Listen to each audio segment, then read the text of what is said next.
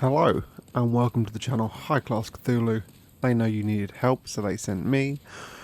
We're playing Demon Souls Part 11 and I feel like a god.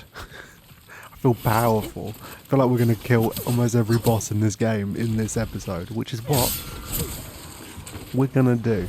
So we are on a place we should have probably come pretty much straight after the second episode, getting to Boletaria. We're now on the big old bridge. I can't actually remember what it's called. It's not the Bridge of Boletaria. It's a big old bridge. There's a lot of dragons. It's fine. But it's not that difficult. We have these hoplites, which were from Phalanx. Some of them are hanging out here. Yeah, it's really easy. We should have probably come here a lot sooner. But that's fine. We're going to get through it quick, which is also why I thought, as we're doing the boss of this area, we'll then just do the final boss of every area, and we'll do it all today. Yeah, some of those bosses are quite short fights, so we're just going to do all of them and really make some big old progress today. We have a friend here. Hello, you yonder, over here. It's me, Astraea. Look at me. Again, fenced in by enemies. Could you assist me one last time? Clear out the soldiers blocking this passage, if it please you. The Lord's Path, just over there, is now a feeding ground for dragons. Have your wits about you. Thanks, Astraea. It's the Lord's Path. So yeah, it's been a while since we've seen him. We helped him off a little ledge back in the second episode. He needs our help again. This kind of comes a trope in most of the Souls games. You usually have a companion of some sort that requires your assistance, like Sigmar in Dark Souls, things like that. Comes back. If you don't remember, we also found his rune set, his sword and shield, back in the second stage of... Oh my god, I forgot what it's called. What is it called? With the squid head dudes?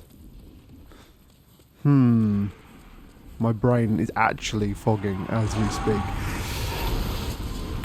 I remember. It's the place Casimir wanted to go. It's where all the magic's from. Oh my god. I want to say Izalith, but that's from Dark Souls. What is it called? Little weird blue text that taunts me. Blue text? Green... I am falling apart. Green text that taunts me. Show me what I'm saying wrong. That place. He clearly adventured there. He is from Boletaria originally. He's a pretty important dude. I'm pretty sure he may have hinted at who his father is, but we'll get more into him as time goes on. And I'm going to keep trying to remember what the place is called.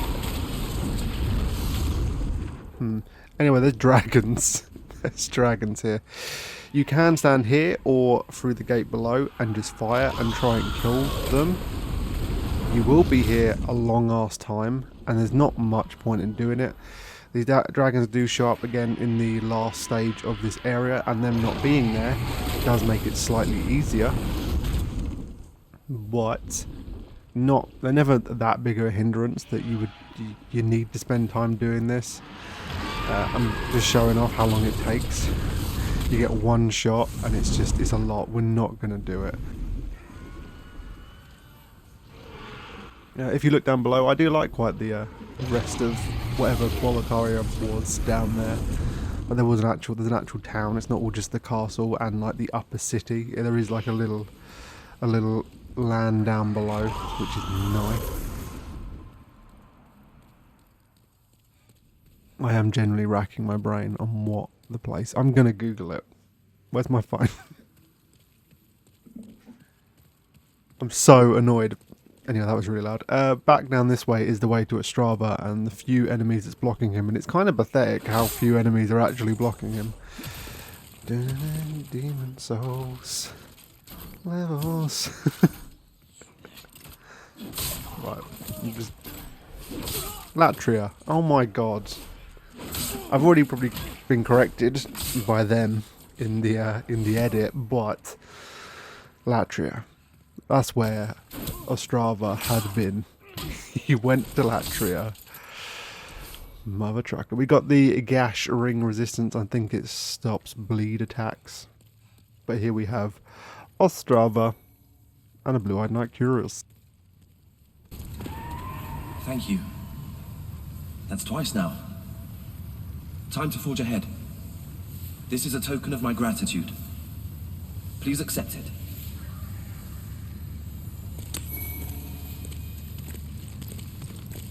This is bad. Not a single person left.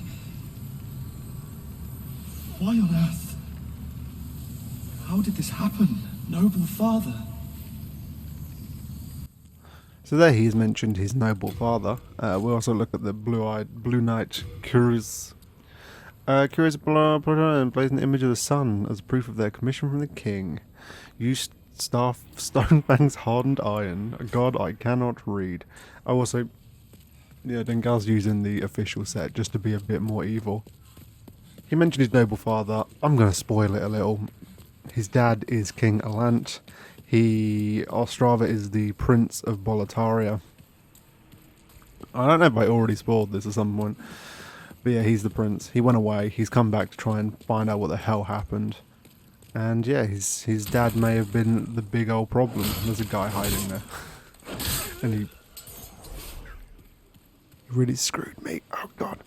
Still dying from the winter.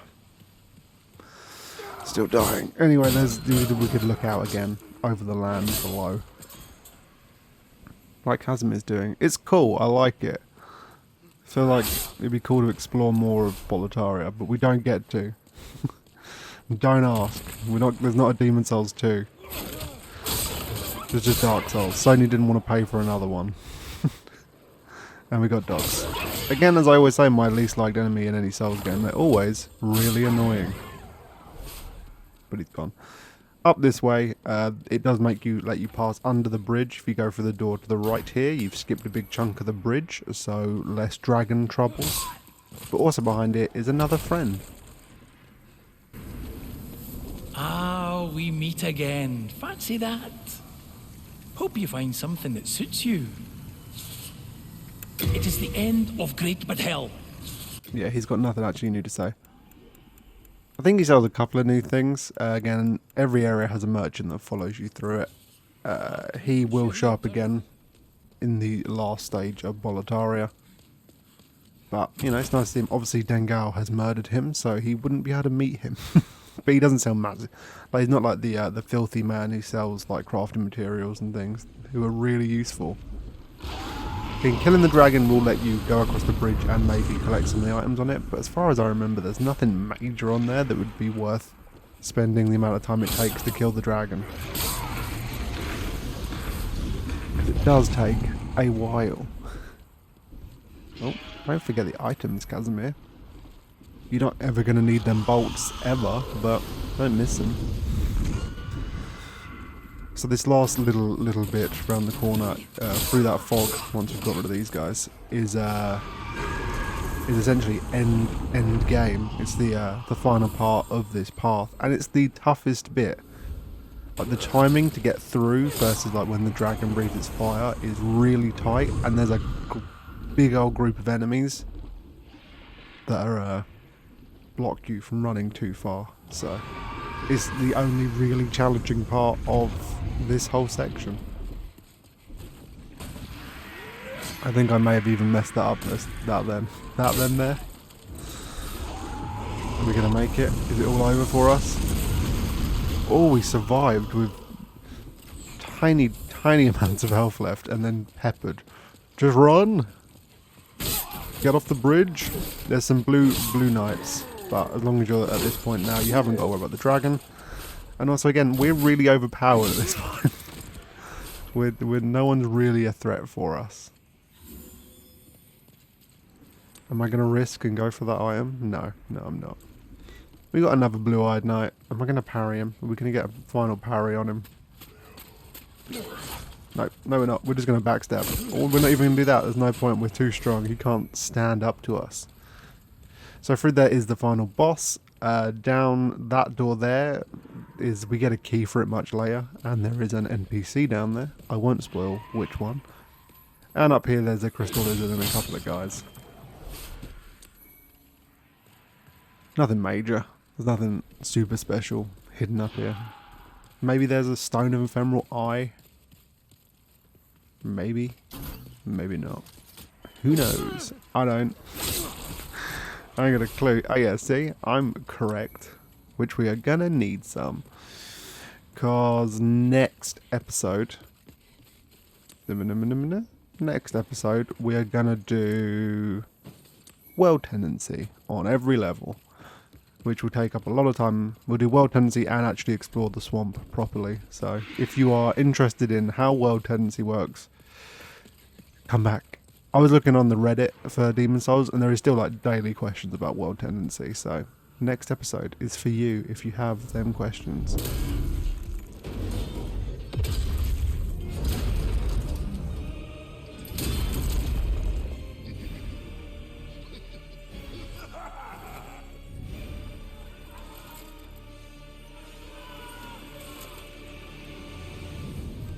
So there are two ways to handle this fight. The first way, which Dengar is going to do, is you just attack him without travelling up. That will get you a trophy. But if you do enough damage to his ankles, he will fall over, his head will open up, and you can do tons of damage. But you do have to do it while being peppered by a bunch of guys, but it will get you a trophy, which is good to know. Yeah, he starts wobbling, he falls down, the shield hits you, and his head opens and you can do a ton of damage. But you can also run around, kill all of the guys, just so you haven't really got to worry about being peppered. Which is probably the best way to do it, unless you really want the trophy. And yeah, he's not a massively difficult fight. If you are up here and trying to hit him, you can obviously shoot bow and arrows at his head, which will do some damage. But the magic he throws at you, that is really dangerous, and way more dangerous than just like his attacks when he's on the ground. So there's not a massive reason to do that and not just hit away at his ankles. Phalanx was a... There's three big old knights of Boletaria. There was Ulan, the bow woman, there's the penetrator, and there was the tower knight. These are like extreme representations of those knights. I don't know if it is their souls, because we will see like the human representation of those knights later on. So I don't know what these are exactly, if these are their souls like bumped up. I don't know, I'm not entirely sure, but they are representations of Boletaria's knights. The tower knight is one of them. And now he's just a big dude with a big old knight. We're going to try and do some headshots, but we won't keep doing it because it's really not too much point. It's too big of a risk. You kind of need to just be on the ground with him. Like, it's kind of a waste of your time. You're going to be taking damage you don't need to take. Just get down there and hit away at his ankles. This boss kind of comes back in a few ways. In Dark Souls there's the Iron Golem, which has a very similar mechanic of hitting. If you hit him enough, he'll fall over. Comes back a few times. To be fair, in this video we will find a few different boss ideas and mechanics that will be brought back and improved upon throughout the games. Sometimes they're just there for the sake of it, but you know. God, I got hit again. Can Casimir knock him down without getting hit by his shield? Yeah, he can. It's fine. And then you hit his head and look how much damage that does. Ridiculous. So much damage. Done. Now, if you've not done anything else in the game, you're kind of trapped. This big old fog door will not open until you've taken out at least one other of the archdemons, which are the demons at the end of each, you know, end of each path. It will tell us here. A thick colourless fog holds you back, and those who have slain an archdemon may pass beyond this point. So yeah, if you went and did this straight after main Boletaria, you would have had a little bit of trouble, but you can do it, but you reach a dead end here until you've done other worlds. So we're going to do that on our first... Oh, so that's the inner ward. Inside Boletaria's Gate where the streets are... I didn't read it. I'm sorry. So we are here and we're going to see Astrava because he is back at the Nexus. And he's got some stuff to say. Before the Blight, Boletaria was a grand kingdom. The king, his knights, and his subjects were modest and plain, but also steadfast and compassionate. I have spent much time in my studies in the cultured countries of the south, yet no country holds my heart as does Boletaria. But look at what has become of us now. I refuse to believe that this is what Father wished for our great land.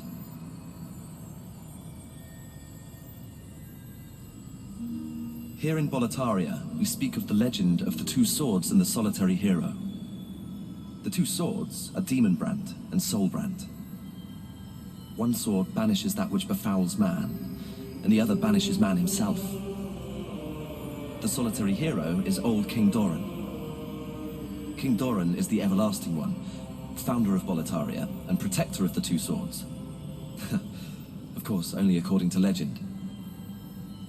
But in the dark state of our land, sometimes legends are all we have.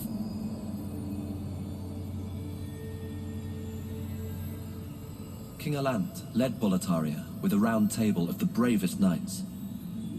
The noble twin Fangs, Valifax and Bjor. Alfred, the Tower Knight, Metas, the Penetrator, and the brave tribesman Longbow Ulan and his fearsome legions. But today, Boletaria is an abysmal mess. Valifax was lost, and Bjor slipped through the fissure, never to be heard from again. All the rest, along with Boletaria, are either devoured by the fog or fallen afoul of the demons. The Boletarian knights are no longer. But perhaps our age will see the rise of new heroes, such as yourself. So Astrava said quite a lot there. Also, he got something wrong. He says Ulan, the tribesman, and his bowman. We see Ulan later, and it is a woman. I don't understand why that's still in the game and not been fixed. It was in the original. It's still here. I guess they just didn't change it. That's fine. Whatever. He also mentioned Soulbrand and Demonbrand. Hey look, we got Dengal, he's got the hands of God on and he's going to fight a dragon. Get revenge for being punched in the face. So, yeah, he mentioned Soulbrand and Demonbrand and Old King Doran. You can get those swords and you can also combine them swords into the Southern Regalia. They're just, you can read a bit. Resting Bones of a Dragon and all that jazz. You can turn those swords into the Northern Regalia. Northern Regalia, big ass sword, but it kind of requires you to play New Game Plus to get it done, so you're not going to see it in this playthrough. Also, you mentioned Old King Doran. We will meet him, and he appears to be a hero from back when founded Boletaria, but also back when the original issue with the old god happened, because he is essentially super powerful, full of souls. Yep, but we're going to fight Dragon God. The reason I have the Hands of God on, which is a mistake, I will show you why. God, he's tough. This boss is weird. It's first you've got to break these, which the reason you don't want the Hands of God on now is because we want a strong weapon to break through these things really quick. And as we haven't got the Hands of God upgraded in any way, probably not the best idea. You want to move through this level quick as hell. So the way this level actually works is it is a stealth mission. Yeah, see, we died because we were using the Hands of God. We will switch them. The reason I've got it is if you beat the Dragon God with the Hands of God, you get a trophy. So I'm just showing that off. But we got the Halberd for now because we need to break them things quick. Obviously, we can't go one-on-one with this big old guy because he's huge and he's beat us to death before. So yeah, that's what we need to do. This first level is just about timing, getting through this, without many issues. You want to move when he is not looking at you, like so.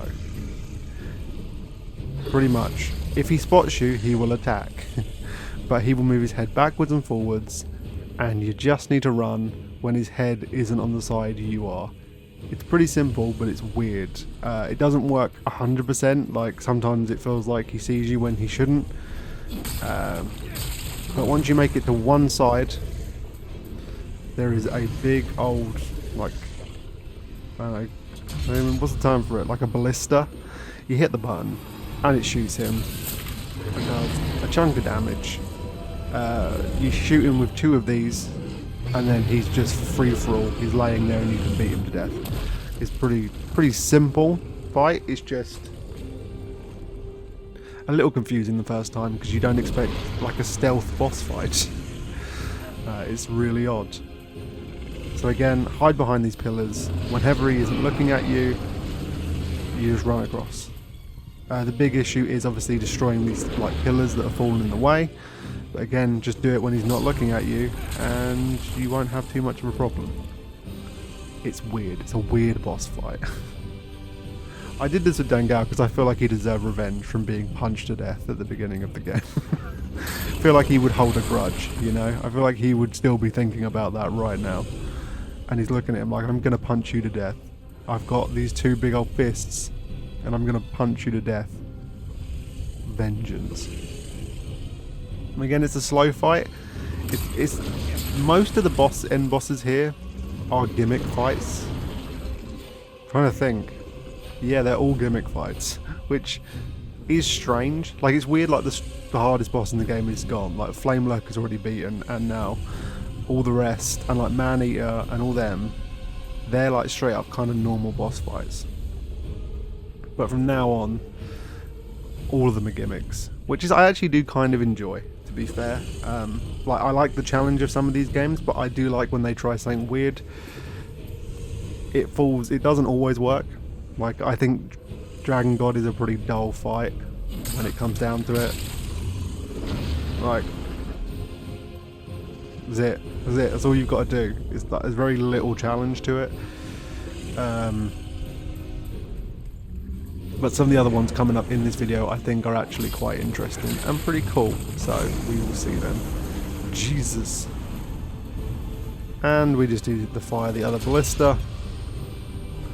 And now it's over. Like, he doesn't die instantly, but the fight is over. He's real mad. And now he will just lay... I don't know if he'll ever get back up from this point. He just lays here. Real sad about his situation. So we're going to swap. We're going to kill this crystal lizard. Because again, I don't want to say there's no time limit to this. But it really feels like there's no time limit to this. But we've gone back to the hands of God. Here they are. And we're going to just punch him. Like, these aren't even upgraded weapons. They're base hands of God. And he will not move. He will not fight you. He will just sit here while you... Like, he does a little fire damage, I guess. But... Oh! And he's back. We're going to heal in case he does any more little fire things, but... Yeah. It's just his breath. It's a kind of disappointing the fact that he's like the first secret in the game that destroys you, and then he's like this easily defeated. It's a little bit sad, but there you go. Dragon God is dead, and we've got the Fists of Legend trophy. Nice. Body restored. And I think we're going to go and quickly collect some little bits. Yeah, we'll just get the halberd back on. Crushing halberd 4 and the adjudicator shield. Fine. It'll, again, a little disappointing. And the thick colourless fog is gone. We could go and carry on in the Boletaria if we wanted to. We're obviously not going to do that. We're obviously not going to do that. There's a lot of other bosses, and lots of them are way cooler. I was thinking, the order we're going to go in like the order of how good they actually are. No, that's not true, because Storm King or whatever's not great. So next we are back in Latria, the place I forgot the name of, and you know, hung in cage, the flesh patch together, create fleshy monstrosities at the doing of Latria's new master, an old man. Don't worry, in Dark Souls I get way better at making sure you can read that. I'm learning. We're learning as we go. So this is a really cool fight. I really like the idea of this, and they bring it back many times. So the old king is this dude. Old king, the old man, is this dude. He was thrown out of Latria, and then when he was out and about, he came across this yellow fabric, which is actually the demon. It went on to him, he came back, and then, you know, took over Latria thanks to this demon. But what you're actually fighting here, obviously you don't want to fight an old man with a bunch of chairs. What you actually fight is a NPC that the demon flies onto, leaving the old man behind. So yeah, the demon is the fabric, and it mugs the old man off like immediately. And goes onto this and gives you a big old crown, and the old man just dies pretty much. I'm assuming that's what happened. He doesn't look too happy about losing his yellow fabric. So yeah, old man wasn't even the demon. That big old headcloth is. So what can happen, and unluckily for me it didn't happen because I would have liked it to, is that can be an actual real player. If someone is invading around here, they can be summoned in as the boss, which means the boss varies in difficulty. You could get a really high level player who's really good and they will just wreck you, making the boss really hard, or you could get someone who's crap and they're really easy. In this case we got just an NPC, a AI controlled character. We didn't get a real player character. Also, yeah, there's one more red phantom of these dudes here. We didn't get a real player, which I am generally sad about. On all four of them, on all four I did, not a single one of them actually brought in a real character, which really sad about. Wish it had, but it didn't get it, which we just live with. But I do really like the idea. It comes back in many forms throughout the games. The actual design, the yellow crown, is brought back in Dark Souls as the Xanthus crown on the Xanthus set. A pyromancer who has that, you can get the big old yellow headdress. But the idea of summoning as a boss, it comes back in Dark Souls 3. And it comes back... It's not in 2. It's not in Dark Souls. Is it in Dark Souls 1? I don't think it is. I know it's definitely in Dark Souls 3. Where you actively, the boss you fight is an a real player character. But yeah, here he is. This is just a generic NPC. This is not a real player, but it can be, which is cool. Also, I love this arena with all the chairs stacked up, and he made a big throne out of all the like royals' thrones. It's pretty cool. And you get all the murals on the side that are torn and ripped. There's not much to say about the fight itself. It can again vary in difficulty and complexity depending on who you get. But if you just get the generic guy, he's not that tough. He doesn't play very well. And there's not much going on. But again, really cool idea. I really like it. And the room is cool as hell. Look at it. It's so good. And that's the demon. And yeah, old monk dead. Yeah, not much else to say other than cool room, cool idea, but sadly I could not show you a real player character as much as I would have liked to. Sad about it. But old golden demon soul. Don't know if it actually says anything. Old monk. Soul of an old monk demon. Yeah. I don't know why he had like a crown of thorns and things like he was Jesus. It's strange, but yeah, he ripped up all the... he clearly really hated the royals in Latria. Elitist. Bring them down. Anyway, yeah, that one's done. Next is in... Oh god, I've even forgotten. The Altar of Storms. Hero remains were clean and bright water offered to the Storm King, a beacon for countless storm beasts who broad wings blacken the sky.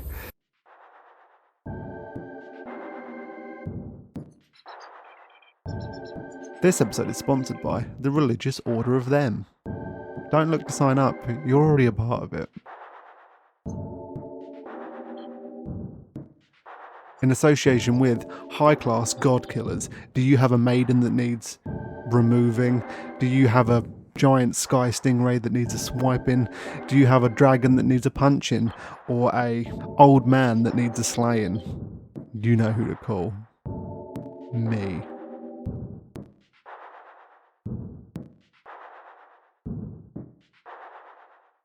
This is another gimmick fight. It's one that will come back in... It comes back in Dark Souls 3. It comes back in Elden Ring. Is it in Dark Souls? I'm going through all the bosses in my head. No, I don't think it does, to be fair. I know 100% comes back in Dark Souls 3 with the giant boss. But I don't think it's in Dark Souls 2 or Dark Souls 1. Anyway, the boss is that big thing. The little things that have been shooting at us throughout the levels. This is the big mama one that spawned all the rest, the Storm King. So you obviously can't really hit it because it's up in the sky. But along with all the legends that the ritual path has consisted of, there's also a special legendary sword called the Storm Ruler. If you find that weapon, you can beat the boss. It's just over here. Look at all these crystal lizards. I ain't got time for you. So yeah, Storm Ruler. And we have to equip it, which is slightly annoying. We'll look at the description on it later. But its special attack is that, where you shoot out a big old bolt, and you can use it to just destroy these guys, and also destroy the boss itself. The most of the actual fight is trying to thin the herd of these, and avoid taking too much damage from their shots, and just waiting for the actual Storm King to show up. You have to wait for him to fly around and appear. There's some really cool little environmental details, like when he's flying overhead, all the rain stops because he's that large that he just blocks out all the rain. But yeah, we're just taking out these. They do drop some crafting materials, which is nice, but you don't have to kill these guys. There's a little decrepit shack up on the hill that you can hide behind, and they pretty much can't hit you, and you can just wait behind there until the Storm King shows up. Yeah, Cloudstone shards. But I think he's on his way. Where are you, big guy? We're just going to take all these out, apparently. When he flies around, he will spawn more. So, there he is. Big old guy, Storm King. And you just got to line it up and get a big old R2 hit on him. And I almost died. That would have been embarrassing, wouldn't it? There you go. You do a chunk of damage. All the rain stops when he's overhead, which again, really cool. And you just got to do this a couple of times. In another gimmick fight. They evolve it later by making none of them are great. They're always kind of cool because you feel quite epic and powerful with a big old sword. But none of these fights when they do them are ever that intense because you can kill them pretty quick. Elden Ring one is pretty cool just from the environment, and the boss itself is a really cool look. Dark Souls 3 is kind of sad. God, we're just getting peppered. It's fine. We've got enough grass to last us a lifetime. It does feel kind of good to get revenge on the things that made this level actually difficult. When you're walking on those cliff edges and they're just peppering away at you. Maybe no more do spawn. I was sure he spawned some more, but maybe not. Maybe that's it. But yeah, in between his sweeps there's not much to do, so... And it's just avoiding his shots. There's not much more to this fight. Again, another gimmick fight. The Storm Ruler will be really useful for a cheese tactic later on, which we will see in a few episodes' time. Just remember it, if you've got to kill an old powerful hero and you can't do it, you can use the Storm Ruler for something, that's fun. And yeah, that's it. Not too much going on, but a fine fight, a fine gimmick. Legendary sword, barbed blade, named for the one who quells the control of the storm. It said the ancestral shadow men rent the very storm clouds from the sky and might. Abandoned for age, the sword is badly blah blah blah blah blah. See, can't read anything. Also, he has the Casimir has the thing you get from using the old monk's soul. It's a catalyst that does a pretty good damage with magic spells. You know, just so you know, you can do that. I don't know if there's anything else here. And we've only got one more boss to do, which is cool, and it's probably one of my favourite, just for like thematically. Again, not a massively difficult boss, and another little gimmick fight, kind of, but also just kind of cool. I'm now going to have to remember her name. Is it Astraea? It is Astraea. We obviously heard from the old old woman in the swamp about the priestess who showed up and all the men fell in love with. We're now going to find out some more with her squid-headed knight, Garl of Vinland. Perhaps the demon, a flying beast with them, the giant stingray, is a manifestation of the thoughts and feelings of the shadow men who worshipped it centuries ago. So yeah, it's their religion brought to life by the demons, as every part of this has been, which is cool, and I like. Only thing I like about the whole area. Beyond the swamp filled poison jellyfish and giant slugs is a cavern that absorbs all its unclean and a shrine of rotten trees erected in honour of a demon. Visitors offer the soul to be freed from their blah blah blah blah blah. So yeah, this is where Maiden Astraea has been. Down in this little cavern, where all the weird defiled dudes come and see her and give offering to be, you know, freed. Because as I said before, what a demon is just someone who has a... Sorry, I'm actually dying. Someone who has a lot of souls. If you get a lot of souls, our character can essentially become a demon, and essentially does become a demon to attract the old one by just gathering an insane amount of souls. So Astraea, which I think there's a cutscene.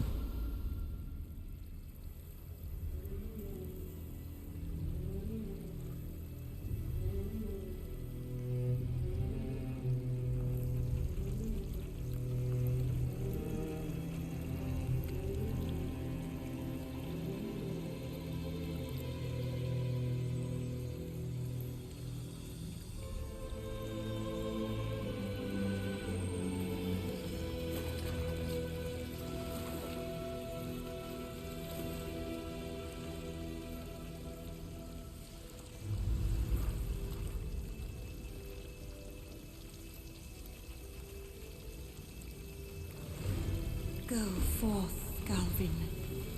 May you be unharmed. So yes, Maiden Astraea is pretty normal. She came here, was sent here. Leave us, slayer of demons. This is a sanctuary for the lost and wretched. There is nothing here for you to pillage or plunder. Please, leave quietly. So yeah, she came here, was sent here by the church, and saw how messed up it was for everyone. So she decided to stay and essentially gather souls in hopes of like soothing everyone and making everyone like calm and relaxed. So all these dudes show up and just give her more and more souls, and she makes sure everyone's doing good, pretty much. And then Garl Vinland stayed to protect her. He is pretty tough, and you can't do much to him. What you can do is poison him, and then he will just slowly die. We're not going to just do that, obviously. That would be silly. We are going to fight him. He is tough as hell, though. He packs a massive punch, and he's got insane poise.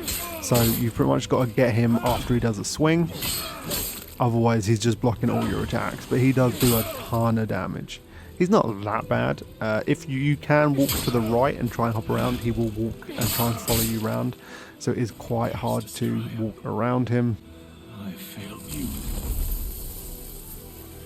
And now the actual boss is there. We also get all of his armor set, which is cool as hell. The real boss though, like in this blood swamp, there's like baby fetuses and things, and it's very berserk, like Eclipse, you know, real gross stuff going on. Standing in here will mean you take damage, you get plagued. She also has like an AoE attack she can do, like that, and as you're slowed by standing in this water, you will take some damage. But she doesn't really put up resistance. She's not a bad person. She came here to help soothe and help people.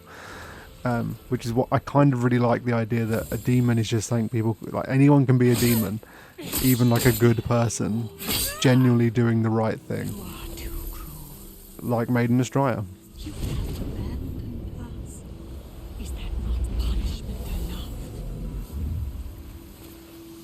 And I feel quite bad for killing her because she was only helping people.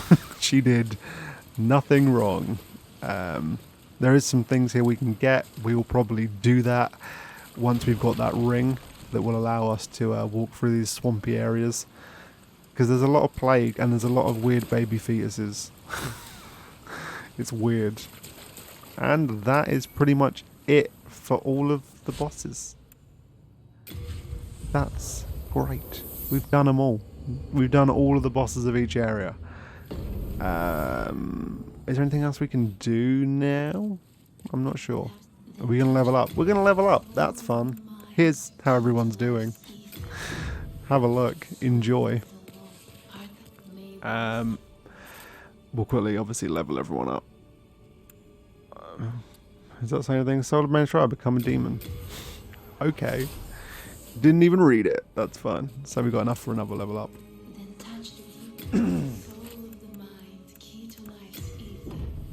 As I said, next time we are going to run through all of these levels again and do World Tendency for all of them. There's going to be another quite a long episode because there's a lot. There is a lot. And also we're essentially doing a whole level in redoing the swamp. I'm not actually sure what... I don't know if Casimir will go and look what that will get him. I'm not sure. I'm not sure if I did that. Who knows? Dengal can't carry on with his murder quest yet. We still need to find Bjor of the Twin Fangs. Will we have a look at the ring we got?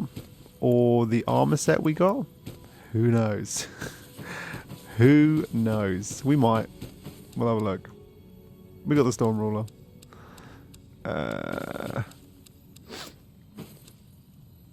We're gonna wear it. I guess he did come in with good intent, and I think he likes to think he's doing God's work. Like he does have some faith attacks. I think he really likes the idea. Dark Silver is the oldest known metal instead of one off malice. I like to think Dengal thinks he's doing God's work, you know? Like he's murdering people, but Maiden Astraea was bad. And, you know, he carries the faith truly. The rest of them don't. And Casimir, what's he got going on? She's leveled up quite well. It's nice. We're going some more magic? Doing some more? No. Intelligence, are we? Nice. We doing any more? Have we got? Is that even enough? Oh, off by a minuscule amount. Yeah, I resist using that. But Amelia's hanging out with Astrava. I think they're friends, you know. They've travelled along, you know, they're doing a good time, they're hanging out. Casimir's finally made it to the top of Latria and everyone's dead. He's sad, you know. He was here to learn magic, learn mysteries, and everyone's dead. I'm sorry, Casimir. And Dengal has found his favourite spot, covered in blood and murdering what could be... I don't know what they are. They're not. I don't want to say it, but he's living his religious life to his best. It's bad. He's a bad dude. He's a real bad dude. And Casimir's back here. We're hanging with Patches. because that's it for this episode. Come back next time, as I said, and we're going to do World Tendency. If you want to know anything, if you want to see anything in World Tendency, please come back next week. It took a while. But that is it. Come back throughout the week for more stuff. Obviously, I think we're on Devil May Cry is going on, and the high class classic for the end of the week is actually pretty cool. It's a game I'm pretty sure it's a game I've never played before until making the video. It was fun, and I'm actually going to check while we're here. Sorry to waste your time. I'm just checking. Yeah, it is. It's a game I've never played before. It's pretty cool. Come back and see that. And yeah, Umbasa. Bye.